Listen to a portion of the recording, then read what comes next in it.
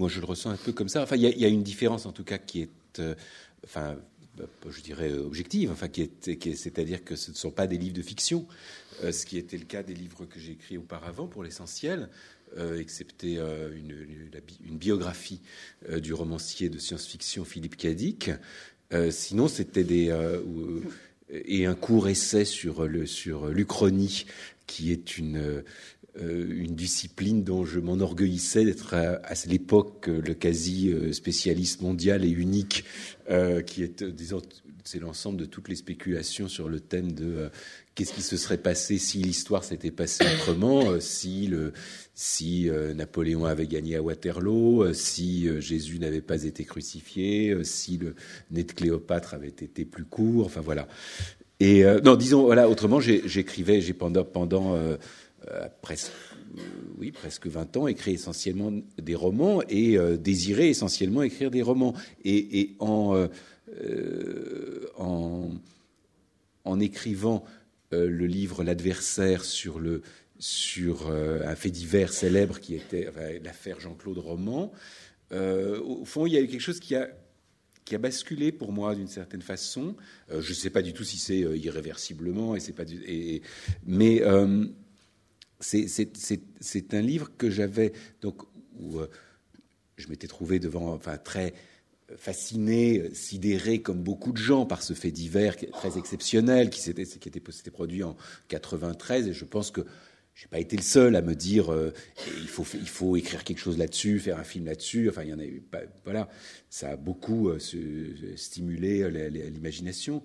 Mais j'ai passé plusieurs années comme ça à osciller entre des tentatives d'écrire quelque chose qui relève de la fiction à partir de ça, qui soit inspiré librement de cette histoire. Et donc, quand c'est inspiré librement, ça veut dire qu'on a tous les droits, qu'on peut faire comme ça, comme ça vous chante, c'est-à-dire en fonction on sait que un tas de grands livres sont comme ça, plus ou moins librement inspirés de faits divers. On le dit du Rouge et le Noir, de Madame Bovary, de Crime et Châtiment. Ça ne veut pas dire qu'en quoi que ce soit, leurs auteurs aient estimé avoir eu des comptes à rendre à l'histoire vraie, quoi.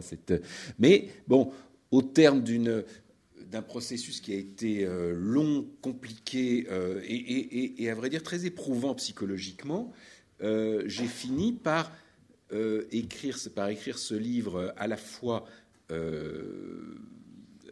disons, en renonçant à la fiction et ce qui va avec, en m'estimant tenu sinon à la vérité, en tout cas à la véridicité, à l'exactitude des faits.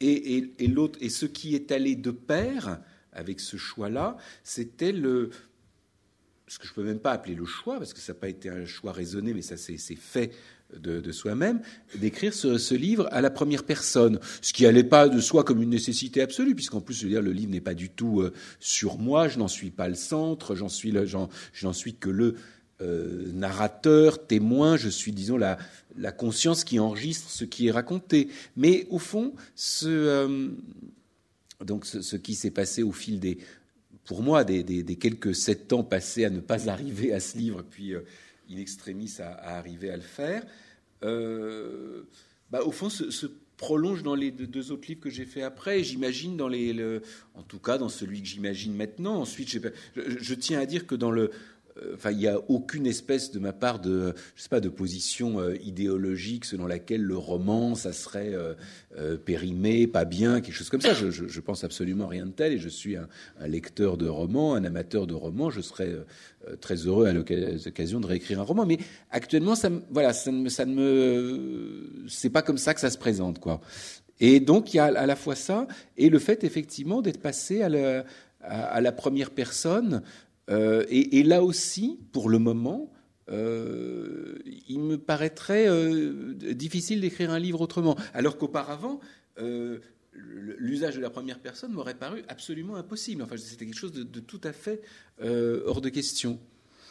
Encore, pardon, je voudrais juste insister sur le fait que, encore une fois, que l'usage de la première personne n'implique pas du tout d'être le protagoniste du livre. Enfin, ça s'est produit une fois dans le livre Un roman russe. Autrement, ni l'adversaire, ni le dernier livre que j'ai publié, je ne suis au centre du livre, j'en suis le narrateur. Mais